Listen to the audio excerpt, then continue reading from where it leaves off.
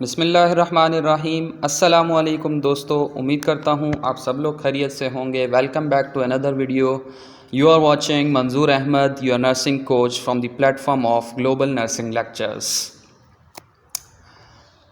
दोस्तों, अगर आप BSN कर चुके हैं और आप एक प्रोफेशनल नर्स हैं, या फिर जो है आप BSN फाइनल ईयर के स्टूडेंट्स हैं और आप प्लान कर रहे हैं अपनी पोस्ट ग्रेजुएशन के लिए, और आप अगर इसमें कंफ्यूज हैं कि आप अपनी फ़ील्ड स्विच करना चाहते हैं, या आपको ये परेशानी है कि आप BSN करने के बाद कौन से सब्जेक्ट में, कौन सी फ़ील्ड में मास्टर्स करना चाहते हैं, तो दोस्तों काफ़ी सारे स्टूडेंट्स जो हैं इसमें परेशान होते हैं कि BSN करने के बाद हम कौन सी फ़ील्ड्स में जो है वो मास्टर्स कर सकते हैं। काफ़ी सारे ऐसे स्टूडेंट्स होते हैं जिनको अपनी फ़ील्ड स्विच करनी होती है, लेकिन उनको ऑप्शन समझ में नहीं आते हैं, तो वो अपना मास्टर्स जो है, अपना पोस्ट ग्रेजुएशन कौन सी फ़ील्ड में, कौन से सब्जेक्ट में कर सकते हैं, कौन कौन से बेस्ट ऑप्शंस अवेलेबल हैं after BSN for your post graduation.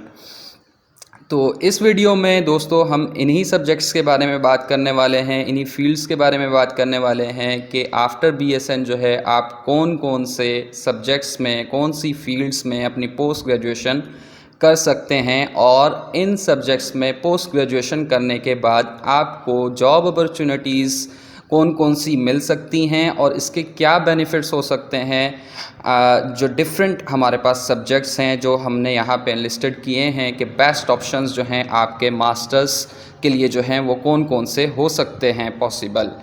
तो यहाँ पे दोस्तों इस वीडियो में जो है मैं टोटल 8 सब्जेक्ट्स की, 8 फील्ड्स की बात करने वाला हूँ कि इन सब्जेक्ट्स में अगर आप मास्टर्स करते हैं तो इन सब्जेक्ट्स में मास्टर्स करने के बाद आपको कौन सी जॉब अपॉर्चुनिटीज़ जो हैं वो मिल सकती हैं। तो दोस्तों यहाँ पे बात करते हैं कि वन बाय वन, जैसे कि सबसे पहले बात करते हैं कि आप master of science in nursing कर सकते हैं, मास्टर इन पब्लिक हेल्थ कर सकते हैं, या फिर master of science in public health कर सकते हैं। ये सिमिलर फील्ड्स हैं दोनों, एक फील्ड रिलेटेड जॉब होती है इसमें, और दूसरी में जो है वो आप टीचिंग रिलेटेड या रिसर्च रिलेटेड जो है वो जॉब कर सकते हैं। इसमें डिटेल में जो है वो आगे जाके मैं बात करने वाला हूँ इस पर। और नेक्स्ट है हमारे पास master of science in health care administration कर सकते हैं आप, जिसे हम MBA कहते हैं, MBA इन हॉस्पिटल मैनेजमेंट, या फिर MBA इन हेल्थ केयर एडमिनिस्ट्रेशन आप कर सकते हैं। Master of science in biostatistics and epidemiology आप कर सकते हैं, जिसे हम MSBE कहते हैं। Master of science in clinical psychology आप कर सकते हैं, ठीक है। Master of science in physiology and master of science in education. ये 8 बेस्ट ऑप्शंस हैं जो कि आप अपने पोस्ट ग्रेजुएशन के लिए प्लान कर सकते हैं आफ्टर BSN। और इनको करने के बाद जो है ये डिफरेंट सब्जेक्ट्स के बाद जो है पोस्ट ग्रेजुएशन के बाद आपको क्या फ़ायदा हो सकता है, आइए वन बाय वन इसके बारे में बात करते हैं। सबसे पहले यहाँ पे मैंने जो इंक्लूड किया है वो है master of science in nursing. Master of science in nursing जो है 2 इयर्स प्रोग्राम है पोस्ट ग्रेजुएशन का after BSN, and it's easy to continue your career in nursing. सबसे इजी बात होती है कि आप अपनी ही फील्ड में जो है अपनी पोस्ट ग्रेजुएशन करें, और इससे अच्छा जो है जैसे ही आप मास्टर्स कंप्लीट करते हैं, मास्टर्स कंप्लीट करने के बाद MSN आप करते हैं, तो MSN के बाद आपको बहुत सारी जॉब अपॉर्चुनिटीज़ मिलती हैं। आप किसी हॉस्पिटल में जो है वो नर्सिंग सुपरिटेंडेंट के तौर पे, नर्सिंग लीडर के तौर पे, नर्सिंग मैनेजर के तौर पे, नर्सिंग डायरेक्टर के तौर पे जॉब कर सकते हैं, या आफ्टर MSN जो है वो आप as a lecturer, assistant professor in universities में जो है वो जॉब कर सकते हैं, या डिफरेंट प्राइवेट कॉलेजेस हैं वहाँ पे आप जॉब कर सकते हैं। आपको एक हैंडसम सैलरी प्रोवाइड की जाती है। नर्सिंग रिसर्चर के तौर पे आप जॉब कर सकते हैं आफ्टर MSN, या फिर जो है आप क्लिनिकल एरिया में जॉब करना चाहते हैं तो क्लिनिकल एरिया में आफ्टर MSN जो है आप एज ए हेड नर्स या फिर जो है चार्ज नर्स के तौर पे भी जो है वो जॉब कर सकते हैं। और डिफरेंट गवर्नमेंट जॉब्स जब आती हैं एज लेक्चरर के लिए, नर्सिंग इंस्ट्रक्टर के लिए, या फिर क्लिनिकल इंस्ट्रक्टर के लिए, तो उन जॉब्स के लिए भी जो है आपको मास्टर्स की डिग्री जो है वो उसमें काफ़ी हेल्प कर सकती है, और ये आपका बहुत ही एक स्ट्रॉन्ग पॉइंट हो सकता है कि आपके पास मास्टर्स की डिग्री हो नर्सिंग में। इसके बारे में एक डिटेल वीडियो जो है मैं अपकमिंग वीडियोस में जो है वो अपलोड करूंगा कि master of science in nursing MSN आपको क्यों करना चाहिए, और इससे आपको मज़ीद क्या बेनिफिट्स मिलने वाले हैं और क्या सैलरी पैकेजेस आपको मिलते हैं। इसके बारे में डिटेल एक वीडियो में कुछ दिनों में शेयर कर दूंगा। अच्छा, उसके बाद हम बात करते हैं दोस्तों, हमारे पास है नेक्स्ट फील्ड में हम अगर मास्टर कर सकते हैं तो master of science in public health है। Master of science in public health अब करते हैं तो master of science in public health जो है वो 2 इयर्स प्रोग्राम है after graduation. After graduation means के आप ये प्रोग्राम जो है वो MBBS के बाद भी कर सकते हैं, BDS के बाद भी कर सकते हैं, या फिर कोई health care related allied health sciences में अगर आपने ग्रेजुएशन की है तो उस ग्रेजुएशन के बाद भी जो है वो आप MPH कर सकते हैं, master in public health. Master in public health या फिर master of science in public health sciences जो है ये ऑलमोस्ट सेम थिंग्स हैं, सेम डिपार्टमेंट्स हैं, लेकिन थोड़ा सा इसमें स्लाइटली डिफरेंट होता है दोनों फील्ड्स में। एक फील्ड रिलेटेड जॉब होती है और दूसरा जो है वो मोस्टली रिसर्च से रिलेटेड होती है और टीचिंग से रिलेटेड होती है, MSPH। और मास्टर इन पब्लिक हेल्थ जो है वो मोस्टली जो है वो फील्ड रिलेटेड जॉब होती है। अगर आप MPH करते हैं तो MPH करने के बाद जो है वो आप जो है डिफरेंट सर्विस के थ्रू जो है वो पब्लिक हेल्थ को जो है वो किस तरह कम्युनिटी में जो है वो हेल्थ जो है किस तरह से प्रमोट कर सकते हैं। और इसके अलावा जो है कोई भी जो डिफरेंट पैंडमिक्स आते हैं, फॉर एग्जांपल कि जैसे कोविड का पैंडमिक था, डेंगू का पैंडमिक था, तो उसमें जो है वो पब्लिक हेल्थ एक्सपर्ट्स जो होते हैं उसमें एक इम्पॉर्टेंट रोल प्ले करते हैं कि इन पैंडमिक के बर्डन को जो है, डिज़ीज़ के बर्डन को, डिज़ीज़ प्रिवलेंस को जो है वो किस तरह से रोका जा सकता है, उसमें जो है ये मेन रोल प्ले करते हैं। अच्छा, इसके अलावा अगर किसी हॉस्पिटल में जॉब करते हैं तो आप हॉस्पिटल में जो है वो रिसर्चर के तौर पे जो है वो जॉब कर सकते हैं, या फिर किसी यूनिवर्सिटी में जो है या किसी NGO में रिसर्चर या टीचर के तौर पे जो है वो आप जॉब कर सकते हैं, या फिर डिफरेंट NGOs होती हैं लाइक यूनिसेफ है, WHO है, वहाँ पे जो है वो हेल्थ केयर इंस्पेक्टर की जॉब्स आती हैं, या health care public health experts होने चाहिए होते हैं, और वहाँ पे भी जो है वो आपको डिफरेंट जॉब अपॉर्चुनिटीज़ मिल जाती हैं। या फिर जो है वो पब्लिक हेल्थ एक्सपर्ट्स जो होते हैं, अगर कि गवर्नमेंट एम्प्लॉई हैं, गवर्नमेंट का जो है वो डिफरेंट फील्ड्स में जो है वो काम करते हैं, तो उसमें जो है वो वैक्सीनेशन और इम्यूनाइजेशन के लिए जो है पॉलिसी मेकिंग में भी काम कर रहे होते हैं। तो इसमें भी master of science in public health करने के बाद जो है वो वास्ट जॉब अपॉर्चुनिटीज़ आपको मिलती हैं।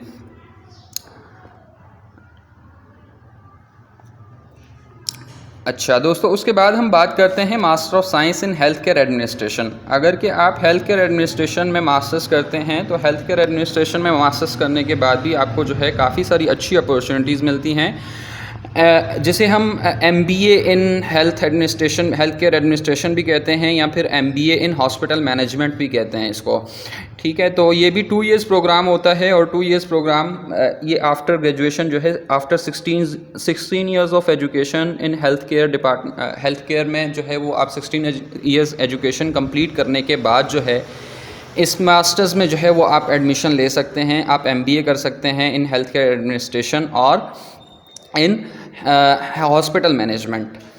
तो दोनों ऑप्शंस आपके पास मौजूद होते हैं। तो इसके अलावा आप NGOs में काम कर सकते हैं, हेल्थ इंश्योरेंस कंपनीज़ में जो है वो आपको जॉब अपॉर्चुनिटीज़ मिलती हैं MBA के लिए, और आप डिफरेंट हॉस्पिटल्स में जो है हॉस्पिटल एडमिनिस्ट्रेटर के तौर पे जो है वो जॉब कर सकते हैं, as a nursing manager job कर सकते हैं। हॉस्पिटल पॉलिसी मेकिंग में जो है वो MBA वालों का जो है वो मेन रोल होता है कि हॉस्पिटल पॉलिसी मेकिंग बनाते हैं, और डिफरेंट जो है वो आपको जॉब अपॉर्चुनिटीज़ देखने को मिलती हैं। काफ़ी सारी अच्छी अपॉर्चुनिटीज़ मिलती हैं आपको MBA के बाद भी।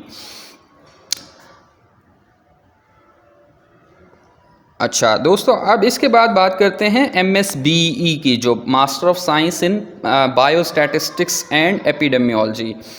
It is one of my favourite subject. अगर कि मैं MSN ना कर रहा होता तो शायद आज मैं MSBE कर रहा होता, क्योंकि ये मुझे इतना पसंद है ये सब्जेक्ट, और ये फील्ड मुझे इतनी ज़्यादा पसंद है कि अगर मैं MSN ना कर रहा होता तो मैं इसी सब्जेक्ट में अपना मास्टर्स कर रहा होता, MSBE, MS in biostatistics and epidemiology. दोस्तों ये भी 2 ईयर्स एक प्रोग्राम है। 2 ईयर्स प्रोग्राम आप after 16 years of education in health care, ये इसमें आप एडमिशन ले सकते हैं। उनका काम क्या होता है कि MSBE करने के बाद जो है वो आप एज ए बायोस्टैटिशियन जो है वो काम कर सकते हैं, एज ए डाटा एनालाइज़र जो है वो जॉब कर सकते हैं, इसके अलावा जो है आप as an epidemiologist, clinical researcher, lecturer, assistant professor in universities जो है आप इस तरह की जो है वो काफ़ी सारी जॉब अपॉर्चुनिटीज़ आपको देखने को मिलती हैं और बहुत ही वास्ट अपॉर्चुनिटीज़ हैं और बहुत अच्छी अपॉर्चुनिटीज़ हैं और बहुत ही एक अच्छा डिपार्टमेंट है। और आपको जो है आप रिसर्च में आपको पता है कि ये एरा जो है वो रिसर्च पे कितना फोकस्ड है और रिसर्चर्स के लिए कितनी अपॉर्चुनिटीज़ हैं। तो ये एरा जो है रिसर्चर्स का है और इसमें बायोस्टैटिस्टिक्स में मास्टर्स करने के बाद जो है आपको बायो से रिलेटेड जितनी भी फील्ड्स हैं, बायो इन्फॉर्मेटिक्स, यहाँ पे आपको देखने को भी मिल रहा होगा कि जैसे कि physiology, epidemiology, medicine, health care, maternal child, जितनी भी हेल्थ रिलेटेड फील्ड्स हैं उसमें जो है बायोस्टैटिशियंस का रोल होता है कि वहाँ पे वो एज ए रिसर्चर और एज ए लेक्चरर जो है वो जॉब कर रहे होते हैं और डिफरेंट डिपार्टमेंट्स में अपना रोल प्ले कर रहे होते हैं। तो ये एक बहुत अच्छी फील्ड हो सकती है। अगर आप अपनी फील्ड स्विच करना चाहें तो MSBE जो है एक बहुत ही बेहतरीन ऑप्शन हो सकता है आपके लिए। अच्छा, नेक्स्ट दोस्तों हम बात करते हैं अगर कि आपका इंटरेस्ट हो साइकोलॉजी में तो आप साइकोलॉजी में मास्टर्स भी कर सकते हैं। साइकोलॉजी में मास्टर्स करने के लिए जो है आपके पास 16 इयर्स ऑफ एजुकेशन होनी चाहिए, ठीक है। तो 16 years of education health care में जो है आप उसके बाद जो है मास्टर्स में एडमिशन ले सकते हैं, मास्टर इन क्लिनिकल साइकोलॉजी। ये एक 2 इयर्स प्रोग्राम है और उसके बाद जो है आप एज ए क्लिनिकल साइकोलॉजिस्ट जो है वो काम कर सकते हैं। आप अपने प्राइवेट क्लिनिक में भी एज ए क्लिनिकल साइकोलॉजिस्ट काम कर सकते हैं या फिर किसी हॉस्पिटल में एज ए क्लिनिकल साइकोलॉजिस्ट जो है वो आप काम कर सकते हैं या साइकोथेरेपिस्ट के तौर पे आप जो है वहाँ पे काम कर सकते हैं। आपको डिफरेंट अपॉर्चुनिटीज़ मिल जाती हैं आफ्टर क्लिनिकल साइकोलॉजी। अच्छा, उसके अलावा दोस्तों आप किसी भी कंपनी में जो है वो एज ए साइकोलॉजिस्ट जो है वो जॉब कर सकते हैं या फिर जो है डिफरेंट कंपनीज़ होती हैं उसमें जो है वो इंटरव्यूअर जो होते हैं वो साइकोलॉजिस्ट होते हैं। वो साइकोलॉजिकली जो है क्लाइंट्स को जो है वो चेक कर रहे होते हैं और कैंडिडेट्स जो हैं वो इंटरव्यू के लिए आते हैं तो उनको जो है वो साइकोलॉजिकली जो है असेस कर रहे होते हैं। तो वहाँ पे भी डिफरेंट कंपनीज़ में इंटरव्यूअर्स के लिए जो है इस तरह की जॉब्स आती हैं जिनमें जो है उनको साइकोलॉजिस्ट की रिक्वायरमेंट होती है। तो वहाँ पे भी आपको अपॉर्चुनिटीज़ देखने को मिलती हैं। या फिर किसी यूनिवर्सिटी में जो है वो आप लेक्चरर के तौर पे जॉब कर सकते हैं, असिस्टेंट प्रोफेसर के तौर पे जो है वो जॉब कर सकते हैं। या फिर डिफरेंट ट्रेंड चल रहा है कि डिफरेंट जो हमारे पास मोटिवेशनल स्पीकर्स हैं, ये मोटिवेशनल स्पीकर्स भी जो हैं वो सारे साइकोलॉजिस्ट होते हैं। वो आपको साइकोलॉजिकली जो है वो मोटिवेशनल स्पीकर्स जो हैं वो स्ट्रॉन्ग कर रहे होते हैं और साइकोलॉजिकली आपको मोटिवेट करने की कोशिश कर रहे होते हैं। तो ये भी एक बहुत अच्छी फील्ड हो सकती है अगर कि आप इसमें इंटरेस्ट रखते हैं। नेक्स्ट दोस्तों हम बात करते हैं master of science in physiology. अगर कि आपका फिजियोलॉजी में इंटरेस्ट है और फिजियोलॉजी में जो है आप मास्टर्स करना चाहते हैं तो ये भी आपके लिए एक अच्छा ऑप्शन हो सकता है कि आप मास्टर इन फिजियोलॉजी भी कर सकते हैं। फिजियोलॉजी में आप मास्टर्स करना चाहते हैं तो मैं आपको ये बताता चलूँ कि 2 इयर्स प्रोग्राम होता है और ये 2 इयर्स प्रोग्राम जो है आफ्टर 16 इयर्स ऑफ एजुकेशन जो है आप हेल्थ साइंसेज में कंप्लीट करते हैं, किसी भी अलाइड हेल्थ साइंसेज में, या आपने MBBS किया है या BDS किया है या फिर DPT किया है या फिर BSN किया है, तो उसके बाद भी आप ये जो है master of science in physiology जो है वो कर सकते हैं। अच्छा, उसके बाद जो है आपको जो जॉब अपॉर्चुनिटीज़ मिलती हैं MS फिजियोलॉजी करने के बाद, आप एज ए लैब असिस्टेंट के तौर पे जॉब कर सकते हैं। डिफरेंट जॉब्स आती हैं फॉरेंसिक लैब में, वहाँ पे जो है वो आपको मास्टर्स इन फिजियोलॉजी की रिक्वायरमेंट होती है। तो फॉरेंसिक लैब्स में जो है इसकी जॉब अपॉर्चुनिटीज़ आपको देखने को मिलेंगी। आप एज ए क्लिनिकल रिसर्चर के तौर पे जॉब कर सकते हैं, as a teacher, as a lecturer, assistant professor different universities में जो है वो आप जॉब कर सकते हैं, या डिफरेंट रिहेबिलिटेशन सेंटर्स जो होते हैं वहाँ पे जो है आपको जॉब अपॉर्चुनिटीज़ देखने को ज़्यादा मिलेंगी। तो ये भी एक अच्छा सब्जेक्ट हो सकता है और डिपेंड करता है आपके इंटरेस्ट पे कि आपका इंटरेस्ट जो है इस सब्जेक्ट में किस तरह का है। नेक्स्ट दोस्तों हम बात करते हैं master of science in education की। Master of science in education ये भी बड़ा एक हॉट टॉपिक है इस करंट एरा में। तो मास्टर ऑफ एजुकेशन भी जो है वो 2 इयर्स प्रोग्राम है और 2 इयर्स प्रोग्राम जो है ये after 16 years of education complete करने के बाद जो है आप इसमें एडमिशन ले सकते हैं। और मेनली ये फोकस करता है कि स्कूल एजुकेशन पे और हायर एजुकेशन पे जो है इसका फोकस होता है मेनली। और मास्टर ऑफ एजुकेशन करने के बाद जो है आप एजुकेशन को किस तरह से एनहांस कर सकते हैं, किस तरह से बेटर कर सकते हैं, किस तरह से लर्निंग को इम्प्रूव किया जा रहा होता है, कि ये एक मेन टास्क होता है एजुकेशनिस्ट का। तो ये एजुकेशनिस्ट जो है इस पे काम कर रहे होते हैं। वहाँ पे जो है एक QEC का डिपार्टमेंट होता है, और QEC का डिपार्टमेंट जो है वहाँ पे एजुकेशनिस्ट की ज़रूरत होती है। QEC वाले जो है वो किस तरह से इस पे मेनली उनका फोकस होता है कि स्टूडेंट्स की लर्निंग को किस तरह से इम्प्रूव किया जाए, एजुकेशंस को जो है वो किस तरह से इम्प्रूव किया जाए। सिर्फ पढ़ाना एक टास्क नहीं होता, पढ़ाना एक जॉब नहीं होती है। पढ़ाने के साथ साथ हम स्टूडेंट्स की लर्निंग को किस तरह से इम्प्रूव कर सकते हैं, उनकी एजुकेशंस को किस तरह से हम मज़ीद बेटर बना सकते हैं, ये मेन टास्क होता है एजुकेशनिस्ट का। इसके अलावा लेक्चरर के तौर पे और टीचर के तौर पे जो है वो जॉब कर सकते हैं, या फिर असिस्टेंट प्रोफेसर के तौर पे जॉब कर सकते हैं, या फिर जो है वो प्रिंसिपल, जो प्राइवेट स्कूल कॉलेजेस होते हैं, प्राइवेट स्कूल कॉलेजेस में जो कि प्रिंसिपल की रिक्वायरमेंट होती है, एडमिनिस्ट्रेटिव पोस्ट होती हैं लाइक प्रिंसिपल। तो जो लाइक प्रिंसिपल होता है उनका, तो प्रिंसिपल के लिए उनकी रिक्वायरमेंट होती है कि master of science in education हो, एमएड किया हुआ हो बंदा, तो वो जो है उसमें हायरिंग पे जो है वो उसको प्रायोरिटी देते हैं।